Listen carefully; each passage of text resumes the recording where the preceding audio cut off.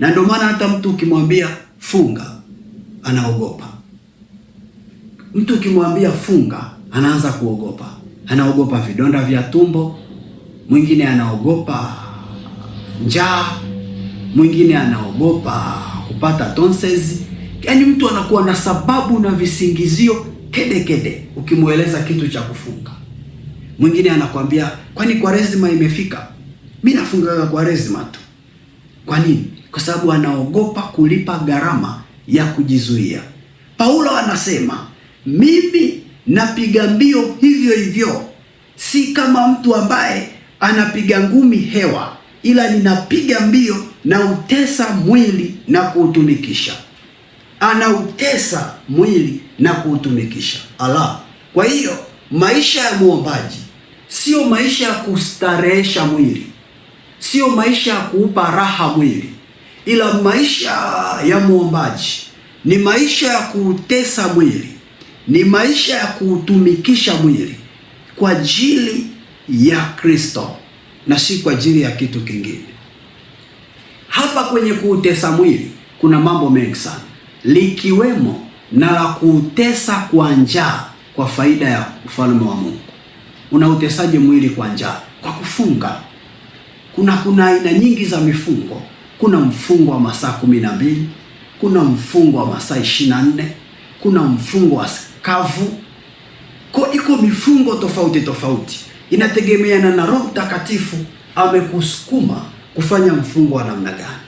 Akikusukuma kufanya mfungo wa masaa 12, tesa mwili kwa njaa hayo masaa 12. Akikusukuma kufunga mafungo ya masaa 24, tesa mwili kwa njaa katika hayo masaa 24. Akikusukuma kufunga siku 3 mfululizo, tesa mwili kwa njaa kwa hizo siku 3 mfululizo.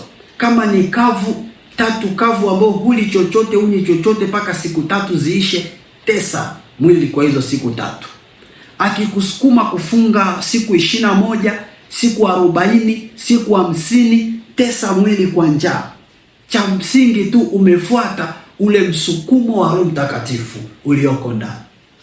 Usifunge kwa kuiga, usifunge kwa mazoea, ila fuata msukumo wa Roho Mtakatifu ulioko ndani. Kwa Roho Mtakatifu atakapokuletea huo msukumo, usimkatalie kwa kuanza kumwekea excuse ambazo ni unnecessary excuse. Unaweka ruhusa na samahani zisizokuwa na maana. Naogopa, sijawahi, nikipata vidonda vya tumbo itakuwaje? Nisikilize. Anayefunga kwa kuongozwa na Roho Mtakatifu haumwagi vidonda vya tumbo kwa ajili ya hayo mafungo. Mimi nimeanza kufunga miaka mingi sana. Usinione hivi, mimi ni mkongwe. Nimeanza kufunga muda mrefu sana na nimefunga karibuni kila staili ya mafungo na sijawahi kupata vidonda vya tumbo, na ninamwamini Mungu sitakuja kuvipata. Sijawahi kuumwa nikalazwa hospitali eti kwa sababu nimefunga, kwamba amefunga sana ndio maana ameishiwa kinga mwilini amelazwa hospitali. Haijawahi tokea. Na nimefunga karibuni kila aina ya mafungo. Kwa nini? Kwa sababu Roho Mtakatifu ukifunga mfungo wake anakupa neema ya kustahimili yote. Hiyo ndiyo raha ya kujitesa kwa ajili ya Kristo. Anakupa neema. Kuna watu hawafungaji, wanakula daily na wanaumwa vidonda vya tumbo, wameandamwa na magonjwa kede. Sasa kuna faida gani? Si bora ukafunga, Mungu akakupa neema, ukaepuka makisukari, ukaepuka mapresha, ukaepuka magonjwa ya ajabu. Kwa sababu kufunga pia kuna faidika katika roho na katika mwili pia. Kuna baadhi ya wataalamu wa afya huwa wanasema kwamba pia fasting, kufunga ni sehemu ya treatment ya mwili, nje na zile faida za kiroho, ila hata kimwili pia ina faida zake. Mpendwa Mkristo mwenzangu ulioko hapa, funga, utafaidika kiroho na utafaidika na kimwili. Utazuia kansa kwenye mwili na utazuia shetani kwenye roho. Wapendwa tulioko hapa, muhimu tu usifunge kwa ajili ya diet, kwa sababu kuna utofauti kati ya diet na kufunga. Usije ukasema nimenenepa sana, ngoja nianze kufunga ili nipungue. Takuwa naomba nisikilize. huo sio mfungo wa Roho Mtakatifu. Mfungo wa Roho Mtakatifu sio diet, ila mfungo wa Roho Mtakatifu ni ibada. Sasa kuna baadhi ya watu wanafanyaga diet, wanasema wanafunga. Kwa hakikisha unapokuwa muombaji usifanye diet kwenye mafungo, ila funga kama ibada ili Mungu akupe neema. Si kama tuko pamoja, kanisa la Bwana.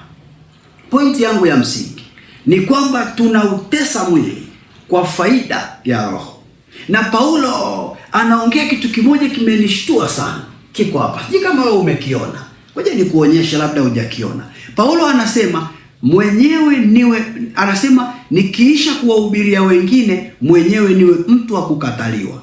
Unaona hako kaneno kwamba kumbe unaweza ukapewa kipawa cha kuwa mtumishi wa Mungu, ukatumikia we, afu mwishoni ukakataliwa na Mungu. Hiyo kitu ni mbaya. Ndio maana Paulo anasema na utesa mwili wangu ili nisije kukataliwa.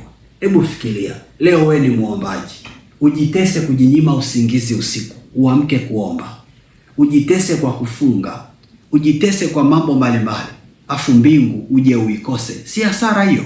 Kuhakikisha unakuwa mtu wa mifungo ili roho yako iimarike, upate neema ya kuja kuirithi mbingu.